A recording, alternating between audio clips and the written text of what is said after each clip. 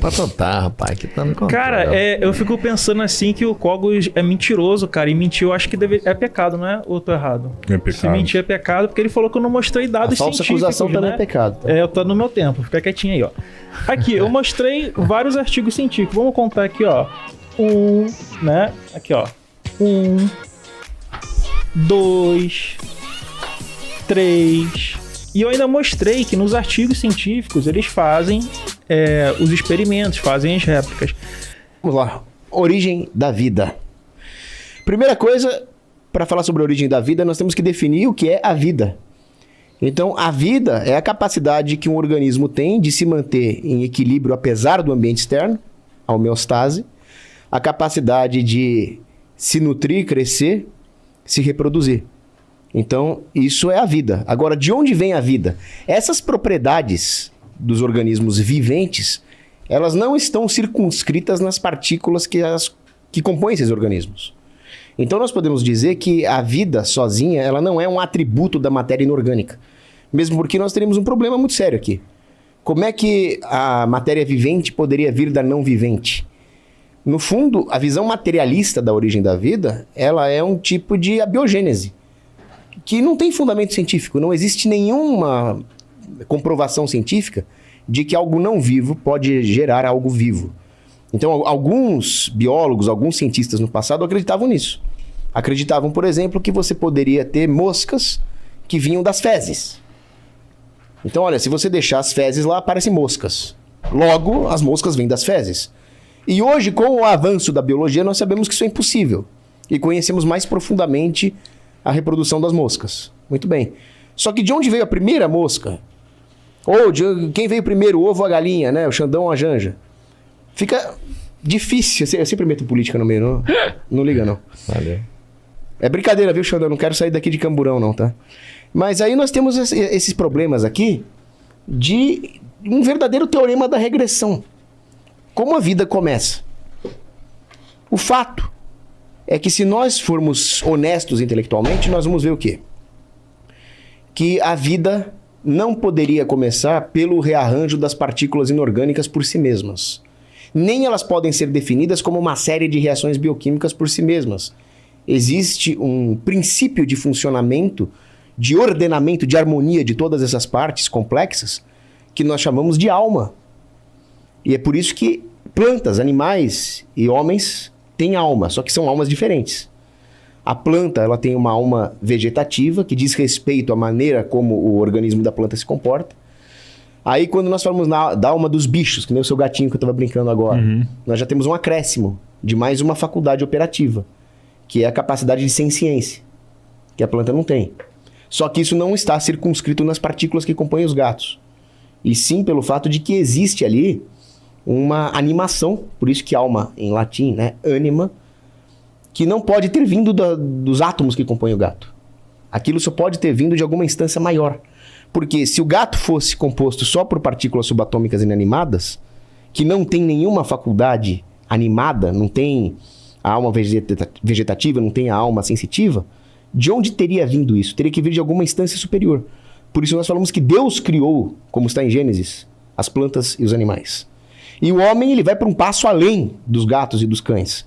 Ele tem uma alma que, além das faculdades vegetativas, sensitivas, ele também tem a alma racional. Aí que tá. Se o homem tem uma faculdade racional, ele é capaz de apreender princípios eternos. Ou seja, se ele tem a capacidade de aprender princípios eternos, a alma racional também é eterna. Então, quando uma planta morre ou quando um gato morre, aquele ente se desfaz. Mas quando o homem morre, a sua alma racional permanece. Mas aí é uma outra questão da filosofia, né? Voltando à origem da vida, nós temos também um problema estatístico da origem da vida. Que é o seguinte: qual é a teoria aceita ali que o pessoal ensina nas escolinhas sobre a origem da vida? Ah, tinha lá uma sopa primordial, os mares quentes do período XYZ, lá da era paleozoica, pré-paleozoica. Aí dentro dessa sopa tinha algumas moléculas com base em carbono que foram se juntando e formaram os primeiros aminoácidos e que foram se juntando e de repente apareceu uma bactériazinha. Aí essa bactériazinha Um bactério, essa bactériazinha ela tinha a capacidade de se reproduzir assexuadamente. Aí, de repente, essa bactériazinha foi evoluindo para formas de vida com reprodução sexuada. Aí veio um protozoário, chamou a protozoária para tomar um açaí, ali rolou um clima, nasceu uns protozoáriozinhos. Aí o protozoáriozinho resolveu sair de casa e virou um peixinho e começou a andar e virou um sapinho. E aí o sapinho foi andando cada vez mais retinho até virar um macaquinho. E aí o macaquinho foi até virar um homem. Tem que ter muita fé para acreditar numa baboseira dessa. Porque não faz o menor sentido achar que existe uma capacidade de organização inscrita nas moléculas orgânicas que nos compõem. Agora, indo para a parte mais científica, os cientistas analisaram qual era a probabilidade realmente de formar uma cadeia de aminoácidos capaz de formar uma proteína que poderia ser o tijolo constitutivo das células. Os cientistas calcularam essa probabilidade. Aí eles falaram, olha, as proteínas que formam as células dos seres viventes são desse tipo. Elas são compostas por determinados aminoácidos que precisam compor uma determinada cadeia. Qual é a chance de formar essa cadeia na sequência correta? Aí os cientistas calcularam qual era a chance de formar essa cadeia correta. E aí? Não dá para exprimir em números de tão pequena que é essa chance de formar uma cadeia de aminoácidos. Eita. Que é a composição de uma proteína. Aí os cientistas calcularam essa probabilidade. E a única forma de expressar é com uma analogia. Né?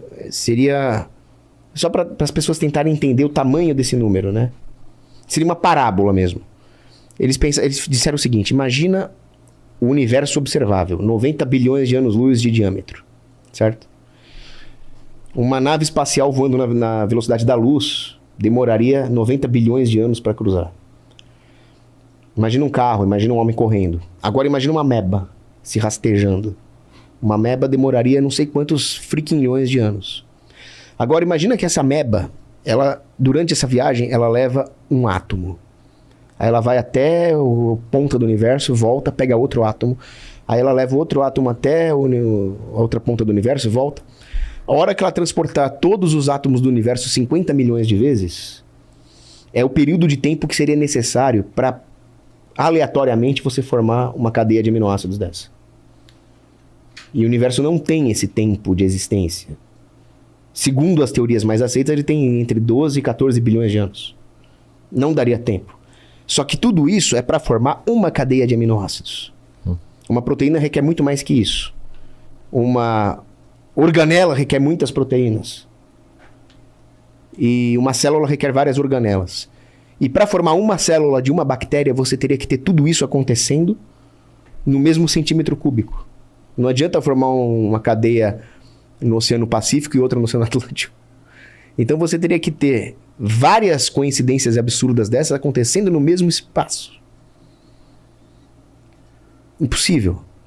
É estatisticamente impossível a vida ter se formado aleatoriamente, por acaso. Necessariamente houve a intervenção intencional de uma inteligência ordenadora. É a mesma coisa que você está andando no meio da floresta e encontrar me dá um aparelho complexo aqui, um iPhone, alguma coisa assim. Bem, estou andando no meio do mato e encontrei isso aqui. Falei, nossa, olha só que interessante essa formação de minérios e metais aqui. Isso aqui deve ter levado trilhões de anos para se formar, né? Alguém pensaria isso? Não. Claro que não. Pelo amor de Deus, se um astronauta estivesse andando numa floresta alienígena, num outro planeta, e encontrasse um negócio desse, o que o astronauta ia falar? Bom, existe uma civilização alienígena que passou por aqui. Existem engenheiros alienígenas que fabricaram isso aqui. Ninguém ia achar que isso aqui veio do nada. Agora, se o universo ele obedece leis que são muito mais finamente ajustadas do que qualquer coisa que o homem possa imaginar, depois eu vou falar do ajuste fino. Se o universo comporta coisas com a complexidade de um cérebro humano, se o homem experiencia na sua vida pensamentos complexos, sentimentos complexos, autorreflexão, como é que alguém pode achar que isso veio do nada? Como é que alguém pode achar que não tem uma inteligência ordenadora por trás disso? Além de ser estatisticamente absurdo, requeria muita fé. Seria necessário muita fé para ter uma posição ateísta e materialista dessa. Né? Um outro ponto Que aí eu tô jogando muitos assuntos aqui na minha mesma fala, mas só para já deixar jogado na mesa, depois nós podemos detalhar um pouco mais. Cada um deles. É o problema da evolução. A evolução não faz o menor sentido, a evolução darwinista. Tanto é que não podemos falar numa teoria da evolução. Não existe teoria da evolução, existe hipótese da evolução.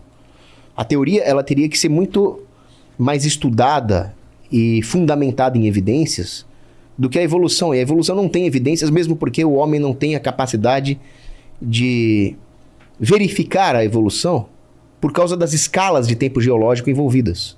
Não tem como aplicar o método científico nessa escala. O homem teria que ter uma passagem pela Terra aqui muito maior do que ele tem para poder verificar cientificamente a evolução. Agora, nós verificamos o contrário. Nós verificamos que as mudanças que existem, por exemplo, lá nos tentilhões, elas são acidentais, mínimas. Nunca houve a verificação de uma nova espécie se formando. O que indica que o livro de Gênesis está certo. Deus criou as espécies em 7 dias. Você pode encarar esses 7 dias como 7 períodos, porque não tinha a rotação da Terra atual. Eu já encaro literalmente, mas isso não é relevante para o debate. O debate é que o grande ponto é que existe uma inteligência ordenadora que criou as espécies. E por que a evolução não faz o menor sentido? Porque existe um problema chamado complexidade irredutível. Então, vamos supor que você precisa, para montar um robô de fábrica, você precisa dispor certas peças dentro de um arranjo para poder formar um robô de fábrica. Aí você programa esse robô de fábrica para montar outros robôs. Então ele é um robozinho lá que ajuda a montar outros robozinhos, certo? Só que essas partes que compõem o robozinho, elas deveriam ter sido montadas ali por alguém que não é um robô. Por alguém que está acima do robô. Um homem, um engenheiro que projetou o robô. Aí você fala, não, mas existem robôs que são projetados e montados por um robô que opera com inteligência artificial. Aí você fala, tudo bem, mas se os robôs são montados por um outro robô, quem montou o primeiro robô? Em algum momento, aquelas peças que formam o robô estavam soltas. E as peças soltas do robô sozinhas não poderiam elas mesmas formar um robô. Alguém teve que montar um robô e demonstrar outros robôs. Então, eu entendo que quando um leão encontra a leoa, eles conseguem gerar leõezinhos. Beleza. Só que as partes complexas que formam um leão ou uma leoa não poderiam ser montadas por uma ameba, ou por átomos, ou por aminoácidos. Alguém montou aquela leoa ali, que foi o projetista de tudo. Assim como um engenheiro tem que montar um robô antes que esse robô fabrique outros robôs. Por isso que as criaturas não conseguem criar. As criaturas são geradoras. Um pai, ele gera um filho com a mulher. Ele não criou a partir do nada. Ele criou a partir de um substrato que já estava montado por Deus, já estava projetado por Deus. Por isso que quando você fala quem veio primeiro, o ovo ou a galinha, essa pergunta não tem resposta. É um dilema. Não, eu preciso de um ovo, senão não nasce a galinha. Mas eu preciso da galinha para botar um ovo. Não tem saída a não ser falar, Deus criou a primeira galinha. E essa galinha botou o ovo lá porque Deus projetou ela para fazer isso mesmo. Então vocês entendem? Tem aqui um dilema lógico que só tem saída quando se admite o criacionismo. Primeiro eu dizer que uma metralhadora de chorumelas, desculpa, Cogos, mas você me deu um presente, cara, porque eu já tava adivinhando que você ia falar toda essa bobagem. Por exemplo, da biogênese que você falou da escola, que você bota lá o paninho, essas coisas assim. Pô, calma aí, cara, tira minha cola daí. Não, calma aí, a cola aí. Aqui, ó, anotei a bobagem que ele falou aqui, ó. Isso daí prova o quê? Que a vida não surge do nada por um Deus criando, né? Você não vê uma galinha surgindo do nada, você não vê um ratinho surgindo do nada, não aparece um Deus e faz plim, surgiu a vida. Não é assim que acontece. A biogênese que se fala na ciência é a biogênese química, quando a gente está falando de monômeros, polímeros, essas coisas.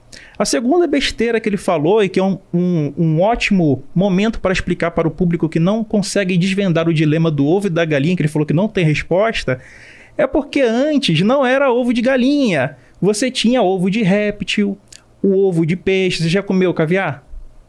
Já viu falar dos ovinhos de peixe? Então, quando os mamíferos, eles saíram... Perdão, mamífero não. Quando os animais, eles saíram da água, os anfíbios, eles iam colocando os ovinhos na terra, com poças de água. E aqueles ovinhos, eles não tinham a casca ainda. Eram ovinhos frágeis. Tem até um saltador do lodo. Você pode botar para mim a imagem aí do animal saltador do lodo? que ele bota os ovinhos dele em poças d'água. E aí, conforme os predadores iam achando aquilo ali, os animais eles tinham que... Saltador do lodo. Eles tinham que botar os ovinhos cada vez mais distantes. E cada vez... Já viu que quando você quebra a casquinha do ovo, não tem uma membranazinha? Sim. Aquela membranazinha ela ia ficando mais rígida. Então, os animais que conseguiam fazer uma membrana mais rígida, com mais cálcio, ia conseguindo deixar mais longe. Então, tá vendo ali, ó, ele é um animal, ele tá vendo que ele tem uma espécie de pata, tá? Aquilo ali não é uma pata, mas é uma espécie de pata. E ele deixa os ovinhos dele no lodo, tá? Então ali, ó, como que a evolução teria acontecido mais ou menos aí, tá? Só uma analogia, tá bom? Bota o ovo dele aí pra gente poder ver, pra vocês verem o processo, como é que ocorre. Então, o que acontece? Esses animais que iam botando cada vez mais longe, iam adquirindo essa resistência, uma membrana mais rígida. Bota os ovinhos aí. Deixa eu ver se tem alguma aí. Aí, eles iam adquirindo essa membrana cada vez mais rígida e podendo ir mais longe. E aí, esses répteis foram evoluindo, né? Os animais tetrápodas, que têm os 4 membros, evoluindo ali num lagarto, num dinossauro, né? Foram evoluindo ali ao que depois viria da origem ao mamífero, eles iam pondo ovos, até que teve o animal placentária e deu origem aos mamíferos, etc. Mas essa evolução ocorreu até você chegar na galinha. Então, o ovo veio antes da galinha. E quando nasceu a primeira galinha, depois dela veio o primeiro ovo, que era o ovo de galinha. Entendeu? Mas lembrando que essa evolução, eu tô falando, não é que nem Pokémon, não é a melhoria, não é coisa do tipo. Era tudo em grupo, você não teria diferença entre a galinha e o ancestral dela, você não viria assim de uma forma clara, só para poder ficar bem claro aqui para todo mundo. Ele falou de alma. Cara, tem algum artigo científico que prove alma, cara? Isso aí você tirou da onde? Você poderia apresentar os estudos, os doutores, a academia que provou realmente existe alma, que a gente está num debate aqui científico e não de fantasia, né? Inventando essas loucuras aí de alma, essas coisas. Deus criou, como está em Gênesis, as plantas e os animais. Lá em Gênesis, Deus criou a planta antes do sol e das estrelas e da lua, né? E lá em Gênesis, a lua ela tinha luz própria. Se as plantas vieram antes do sol e das estrelas que produzem a luz, como que essas plantas faziam fotossíntese? Como que elas não congelaram, já que o universo não tinha calor? Você pode explicar isso pra gente? Como que as plantas faziam fotossíntese sem sol ou sem luz? Será que Deus era um vagalume aquecendo as plantas? E sem contar que a ordem tá errada, né? Vamos lá. Problema estatístico da origem da vida. Sabe a confusão que essa galera da pseudagem criacionista não entende? É que eles querem comparar essa célula moderna, tá? Essa célula atual, depois de 3,5, 4,2 bilhões de anos, essa célula que já está bem complexa, com o que nós chamamos de protocélulas.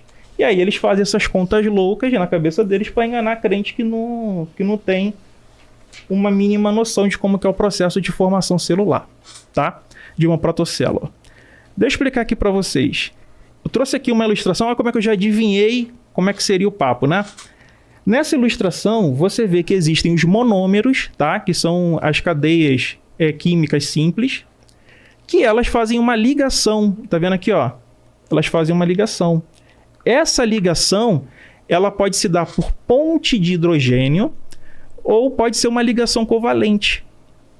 Essas ligações, uma é mais forte, a outra é mais fraca, e elas se dão em diferentes níveis. E aí, essas ligações de monômeros em polímeros, elas criam as cadeias. Só que aí, os criacionistas botam como se isso fosse algo impossível, né? Não tem como ocorrer. Então, só que a origem da cadeia de complexidade dos monômeros em polímero, você já vê que é totalmente explicável, não tem nada de impossível nisso, né? Isso aí são pessoas que não entendem do assunto. Vê um documentário, isso aí que ele falou da probabilidade estatística, é de um documentário criacionista. Ele nunca estudou isso, ele só viu no documentário e está reproduzindo. Então, você vai ver que a formação da membrana celular, que a nossa membrana é lipídio, tá? Lipídio é basicamente gordura, tá, galera? Você repara que ela é hidrofóbica. Tem que ter a membrana externa e a membrana interna. E isso a gente vê se formar naturalmente com algo que se chama ácido graxo. Eu até ampliei aqui a imagem. Tá vendo aqui, ó? Então, a célulazinha de gordura ela forma essa membrana vesicular e conforme ela chega próximo, por exemplo, de uma fumarola, ela vai expandir e aí ela vai abrir uma coisa chamada poros. Nesses poros entram os monômeros e os monômeros lá dentro vão se ligar formando a cadeia polimérica. Deixa eu mostrar aqui para vocês, ó. Aqui, ó. Tá vendo? Existe aqui o geyser, onde você tem muitos minerais. Você imagina a Terra Antiga, pra gente hoje, a Terra Antiga seria um pesadelo. Seria um ambiente extremo. Mas, para os organismos protosselulares, aquilo ali era o paraíso. Aquele lugar cheio de vidro vulcânico, energia da Terra, impactos de asteroides, aquilo ali era um paraíso para esses micro-organismos. Era um caldeirão. E dentro desse caldeirão, você tinha um espaço para isso aqui, ó. Os monômeros entrarem dentro dessas vesículas e formarem cadeias poliméricas lá dentro. E aí, cara, acontece uma coisa sensacional, que é a fita, como pode ser, né? A fita de RNA e também a fita do DNA. Olha só que legal. Parece até um joguinho de letrinha, né? Se vocês repararem, isso aí que o Cogos falou que é impossível, que não tem como, é estatisticamente possível, na verdade não é. Porque essas ligações só podem ocorrer em pares. Então, por exemplo, aqui, ó, você tem a timina, que só pode se ligar com a adenina. Você tem a guanina, que só pode se ligar com a citosina. E aí aqui, ó, tá vendo? Repara só que a sequência é sempre a mesma. Tá bem didático aqui, eu fiz um quebra-cabeçazinho aqui para ilustrar. Ó, timina, adenina. Guanina, citosina. Timina, adenina. Aqui, ó, timina, adenina. Sempre guanina, citosina. Então é sempre essa sequência, não tem como ter outra. Tem alguns que vão falar da uracila, mas a uracila é a transformação de uma delas. Então isso é um processo que para você isso aqui é impossível? Pelo que foi explicado aqui, isso aqui é impossível? É uma repetição de algo que só pode ocorrer dentro da mesma sequência. Então isso não é impossível, tá? Então, o que é impossível? Você ter uma célula complexa de hoje se formando. Mas o Luca, o Deleste, o último ancestral comum nosso, o Luca ele vem de uma protocélula. Entendeu? Ele não é uma célula moderna, é isso que eles confundem.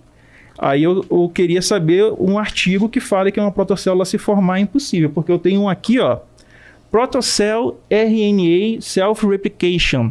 Esse aqui é do Jack Szostak. Do Jack Szostak, nós vamos ter aqui o seguinte, ó.